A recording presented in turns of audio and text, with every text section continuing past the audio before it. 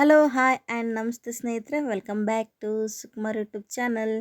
So ನಾನಿವತ್ತು ಸ್ಪೆಷಲ್ಲಾಗಿ and ಮಕ್ಕಳಿಗೆ ತುಂಬಾ ಇಷ್ಟ ಆಗುವಂಥ ಪಾಸ್ತಾನ ಮಾಡ್ತಾಯಿದ್ದೇನೆ.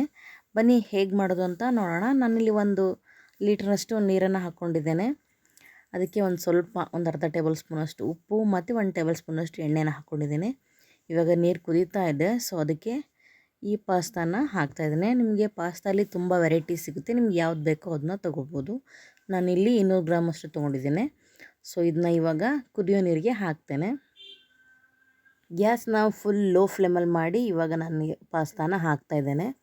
ಸೊ ಇದನ್ನು ಒಂದು 10 ನಿಮಿಷ ಅಂದರೆ 2 to 5 ಮಿನಿಟ್ಸ್ ಬೇಯಿಸಿದರೆ ಸಾಕು. ನೀರು ಬೇರೆ ತುಂಬಾ ಕುದೀತಾ ಇತ್ತು. ಸೊ ಅದಕ್ಕೋಸ್ಕರ ಇವಾಗ ಮೇಲ್ಗಡೆ ಒಂದು ಪ್ಲೇಟ್ನ ಕ್ಲೋಸ್ ಮಾಡಿ ಒಂದು 2 ನಿಮಿಷ ಚೆನ್ನಾಗಿ ಕುದಿಯೋಕ್ಕೆ ಬಿಡಬೇಕು. ನಾನಿಲ್ಲಿ ಒಂದು ಪ್ಲೇಟ್ನ ಮುಚ್ಚಿದ್ದೀನಿ. ಸೊ ಇವಾಗ 2 ಮಿನಿಟ್ಸ್ ಆಗಿದೆ ನೋಡಿ, ನೀರೆಲ್ಲ ಕುದೀತಾ ಇದೆ ಚೆನ್ನಾಗಿ. ಇದನ್ನು ಮತ್ತೆ ಓಪನ್ ಮಾಡಿ ಮತ್ತು ಒಂದು ಸ್ಪೂನ್ ತೊಗೊಂಡು ನೀಟಾಗಿ ಎಲ್ಲ ಕಡೆಯೂ ಬೆಂದಿದೆಯೋ ಇಲ್ಲೋ ಅಂತ ನೋಡಬೇಕು. ಸೊ ಅದಕ್ಕೋಸ್ಕರ ಮತ್ತೆ ಒಂದು ರೌಂಡ್ ತಿರುಗಿಸಿ ನೋಡಿ. ನೀವು ಪ್ರೆಸ್ ಮಾಡಿ ನೋಡಿದರೆ ಗೊತ್ತಾಗುತ್ತೆ. ಇಲ್ಲಿ ನಿಮಗೆ ಹಾಗೆ ಗೊತ್ತಾಗಿಲ್ಲ ಅಂದರೆ ಒಂದು ಚಾಕು ತೊಗೊಂಡು ಕಟ್ ಮಾಡಿದರೆ ಗೊತ್ತಾಗುತ್ತೆ. ತುಂಬ ಮೆತ್ತಗೆ ಬೇಯಿಸ್ಕೋಬಾರ್ದು. 75% ಅಷ್ಟು ಬೆಂದರೆ ಸಾಕು. ಇದು ಇವಾಗ ಆಗಿದೆ. ನಾನು ಇದನ್ನ ಬಸ್ದುಬಿಟ್ಟು ಪ್ಲೇಟಿಗೆ ತೆಗೆದಿಟ್ಕೊಂಡಿದ್ದೀನಿ.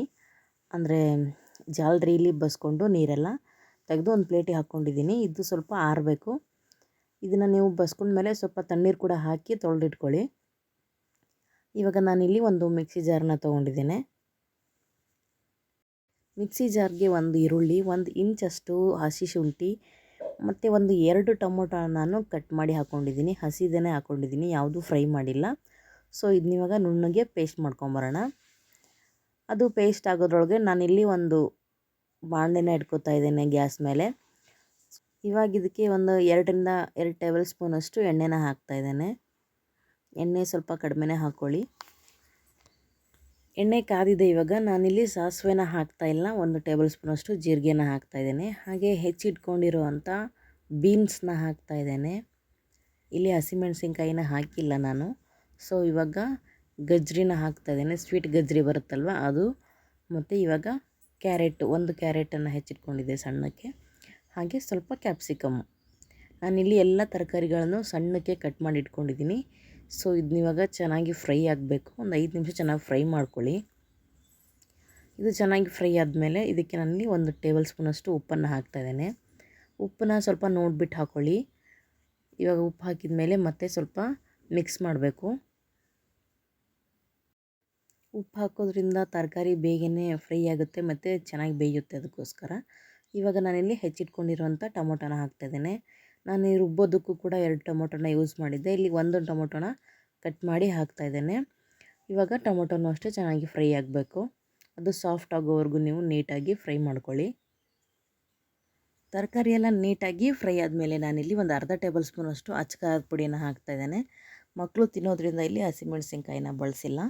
ಸೊ ಇವಾಗ ನಾನು ರುಬ್ಬಿಟ್ಕೊಂಡಿರೋಂಥ ಪೇಸ್ಟ್ನ ಹಾಕ್ತಾಯಿದ್ದೇನೆ. ಟೊಮೊಟೊ ಮತ್ತು ಈರುಳ್ಳಿ ಪ್ಯೂರಿನ ಹಾಕಿ ಚೆನ್ನಾಗಿ ಫ್ರೈ ಮಾಡಿ ಸ್ವಲ್ಪ ಕುದಿ ಬರಬೇಕು. ಇವಾಗ ಇದಕ್ಕೆ ಮಿಕ್ಸರ್ನ ಮತ್ತು ತೊಳೆದ್ಬಿಟ್ಟು ನೀರು ಹಾಕಿ ಅದೇ ನೀರನ್ನು ಇದಕ್ಕೆ ಹಾಕ್ತಾಯಿದ್ದೇನೆ. ಇಲ್ಲಿ ಒಂದು ಚಿಕ್ಕ ಕಪ್ಪಿಂದ 1 ಕಪ್ ಅಷ್ಟೇ ನಾನು ಜಾರ್ ತೊಳಿಲಿಕ್ಕೆ ಬಯಸಿದೆ. ಆ ನೀರನ್ನು ಹಾಕ್ತಾಯಿದ್ದೇನೆ. ಇದು ಇವಾಗ ಚೆನ್ನಾಗಿ ಕುದಿಬೇಕು ನೋಡಿ. ಈ ರೀತಿ ಚೆನ್ನಾಗಿ ಕುದೀತಾ ಇದ್ದರೆ ತರಕಾರಿ ಎಲ್ಲ ನೀಟಾಗಿ ಬೇಯುತ್ತೆ. ಅದಕ್ಕೋಸ್ಕರ ಇವಾಗ ಇದಕ್ಕೆ ನಾನು 2 ಟೇಬಲ್ ಸ್ಪೂನಷ್ಟು ಟೊಮೊಟೊ ಸಾಸ್ನ ಹಾಕ್ತಾಯಿದ್ದೇನೆ. ಟೇಸ್ಟ್ ಚೆನ್ನಾಗಿರುತ್ತೆ ಅದಕ್ಕೋಸ್ಕರ. ಹಾಗೆ ನೀವಿಲ್ಲಿ ಕ್ರೀಮ್ನ ಕೂಡ ಬಳಸ್ಬೋದು. ನಾನಿಲ್ಲಿ ಕ್ರೀಮ್ ಇರಲಿಲ್ಲ, ಮನೇಲಿರೋಂಥ ಗಟ್ಟಿ ಕೆನೆ ಬರುತ್ತಲ್ವ, ಸೊ ಹಾಲಿನ ಕೆನೆನ ಬಳಸ್ತಾ ಇದ್ದೇನೆ. ಇಲ್ಲಿ ನೀವು ಮೊಸರಿನ ಕೆನೆಯನ್ನು ಕೂಡ ನೀವು ಬಳಸ್ಬೋದು. ಹೆಪ್ಪಾಕಿರ್ತೀರಿ ಅಲ್ವ, ಗಟ್ಟಿ ಮೊಸರಿನ ಕೆನೆ ಬರುತ್ತಲ್ವ, ಸೊ ಅದು ಹಾಲಿನ ಕೆನೆ ಗಟ್ಟಿರುತ್ತೆ.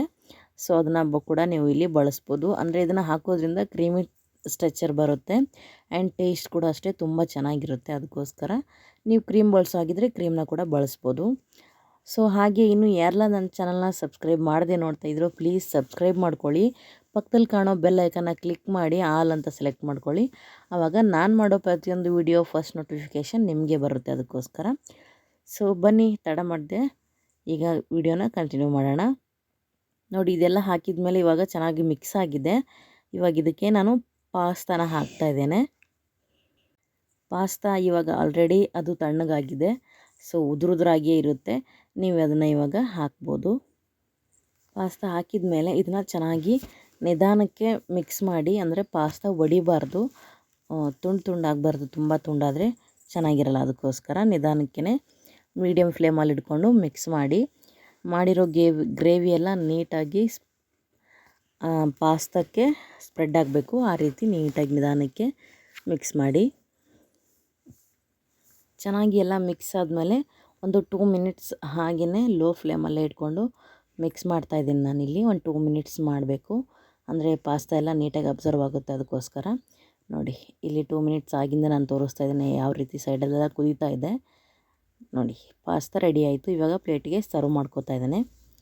ಸೊ ಇನ್ನು ಯಾರೆಲ್ಲ ನನ್ನ ಚಾನಲ್ನ ಸಬ್ಸ್ಕ್ರೈಬ್ ಮಾಡ್ದೆ ನೋಡ್ತಾಯಿದ್ದೆ, ಪ್ಲೀಸ್ ಸಬ್ಸ್ಕ್ರೈಬ್ ಮಾಡ್ಕೊಳ್ಳಿ. ಹಾಗೆ ಲೈಕ್ ಮಾಡಿ, ಶೇರ್ ಮಾಡಿ, ಕಮೆಂಟ್ ಮಾಡಿ. ಹಾಗೆ ಒಂದು ಸತಿ ಪಾಸ್ತಾ ಮಾಡಿದ್ದನ್ನು ನೀವು ಕೂಡ ಒಂದು ಸತಿ ಟ್ರೈ ಮಾಡಿ. ಕ್ರೀಮಿಯಾಗಿರುತ್ತೆ, ಟೇಸ್ಟಿಯಾಗಿರುತ್ತೆ, ಮಕ್ಕಳಿಗೂ ತುಂಬಾ ಇಷ್ಟ ಆಗುತ್ತೆ. ಸೊ ಇವತ್ತಿನ ವಿಡಿಯೋ ಇಷ್ಟೇ ಫ್ರೆಂಡ್ಸ್. ನಾಳೆ ಮತ್ತೊಂದು ವಿಡಿಯೋದೊಂದಿಗೆ ಮತ್ತೆ ಸಿಗ್ತೀನಿ. ಅಲ್ಲಿವರೆಗೂ ಟೇಕ್ ಕೇರ್, ಬಾಯ್.